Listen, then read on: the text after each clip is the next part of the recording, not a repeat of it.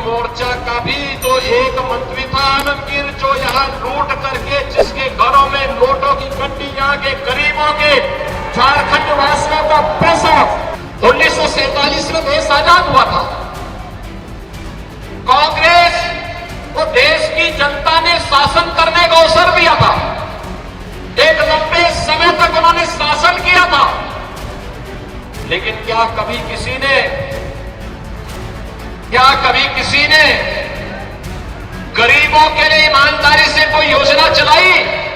बहनों और भाइयों, हमारा ये झारखंड एकोडर्मा प्राकृतिक संसाधनों से भरपूर है।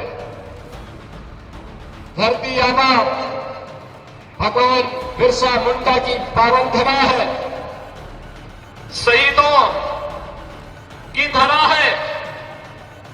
देश की आजादी के लिए अकेले कोडरमा से एक नहीं, चार हुतात्माओं ने अपना बलिदान दे करके इस देश को ब्रिटिश हुकूमत से मुक्त करने के लिए अपना योगदान दिया था। लेकिन आज क्या हो रहा है झारखंड में?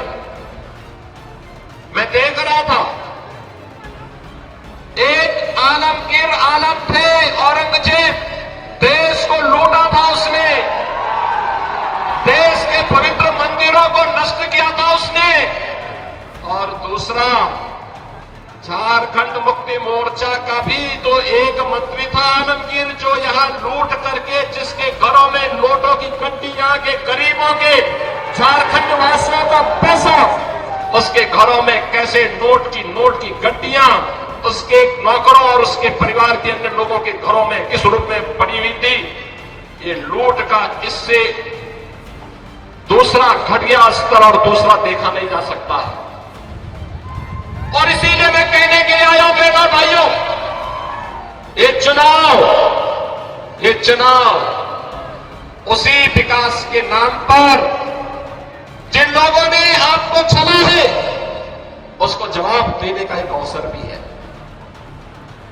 भारतीय जनता पार्टी, जहां कहीं पर भी भारतीय जनता पार्टी की सरकारें हैं, उन्होंने विकास का एक मॉडल दिया, उन्होंने विरासत का सम्मान किया। आप यही सोचिए, 1947 में देश आजाद हुआ था। कांग्रेस को देश की जनता ने शासन करने का अवसर दिया था। एक लंबे समय तक उन्होंने शासन किया था, लेकिन क्या कभी किसी ने गरीबों के लिए ईमानदारी से कोई योजना चलाई? बहनों और भाइयों, मोदी जी जब 2014 में प्रधानमंत्री बने थे, मीडिया ने उनसे पूछा था कि प्रधानमंत्री बनने के बाद आपका एजेंडा क्या होगा?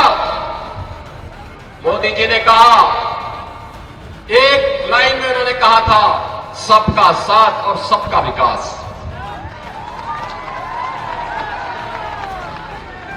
जाति, मत और मजहब के आधार पर नहीं, क्षेत्र और भाषा के आधार पर नहीं, बल्कि हर गांव का विकास होगा, हर नगर का विकास होगा। गरीब, किसान, नौजवान, महिलाएं, इन सब का विकास होगा। देश की सुरक्षा के साथ कोई भी समझौता नहीं होगा। देश का सुरक्षा का मॉडल क्या होना चाहिए, ये आज आप देख रहे होंगे। कांग्रेस की सरकारें हुआ करती थी, तब चीन हमारे देश के अंदर घुसता था, और आज आप देख रहे होंगे, समाचार रोज पढ़ रहे होंगे, आज चीन की सेनाएं पीछे हट रही हैं और वहां पर भारत की सेना गश्त कर रही है।